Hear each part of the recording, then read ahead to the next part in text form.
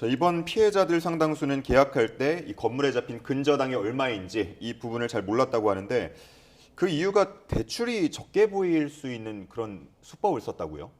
네, 근데 이 부분을 약간의 좀 구별해서 볼 필요는 있는 게요. 예.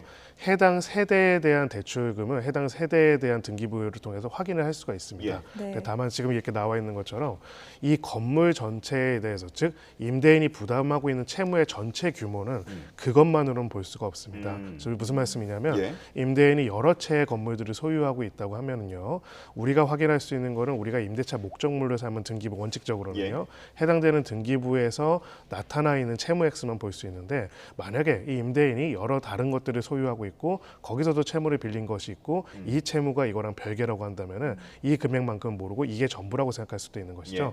사실 결론을 정리해 보면은 현실적으로는 이 건물 전체가 이 임대인 겁니다라고 해서 등기부를 떼보니까 건물 전체가 한 20억 정도는 돼 보이는데 보니까 공동담보가 한 10억 정도만 잡혀 있다. 그러면은 전체적으로는 자력이 있겠다 이렇게 생각을 하는데 알고 보니까 공동담보를 이 건물 전체가 아니라 1층, 2층, 3층 나눠 가지고 하게 될 경우에는 그러면은 적어도 전체 대출금이 아니라 그 세대와 관련된 것만 일단 나타나기 때문에 모르는 경우들이 있고요.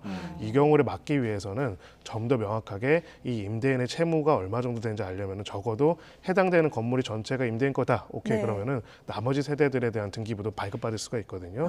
그런 부분도 확인할 필요가 있고 무엇보다도 이런 부분에 대한 중개사도 제대로 설명할 필요가 있습니다. 어, 그러니까 말씀하신 걸 정리를 해보자면 일일이 등기부 등본을 떼봐야 정확하게 대출의 현황을 알 수 있다라는 말씀이신 거잖아요. 맞습니다.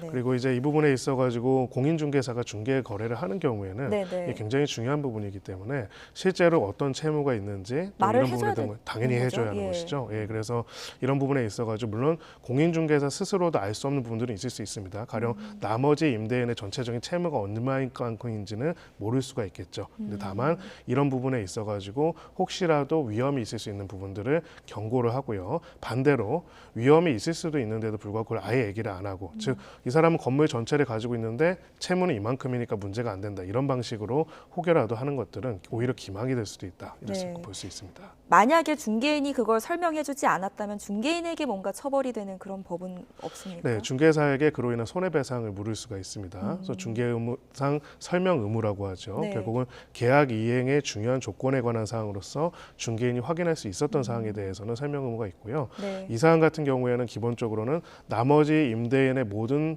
채무를 확인할 수는 없습니다. 하지만 적어도 만약에 중개인이 이 사람이 이 건물 전체의 소유주고 이 건물 전체가 30억인데 우리 등기부상으로는 5억만 나와 있으니까 아무 문제 없을 겁니다. 이렇게 설명했다면 그거는 과실이 될 수 있습니다.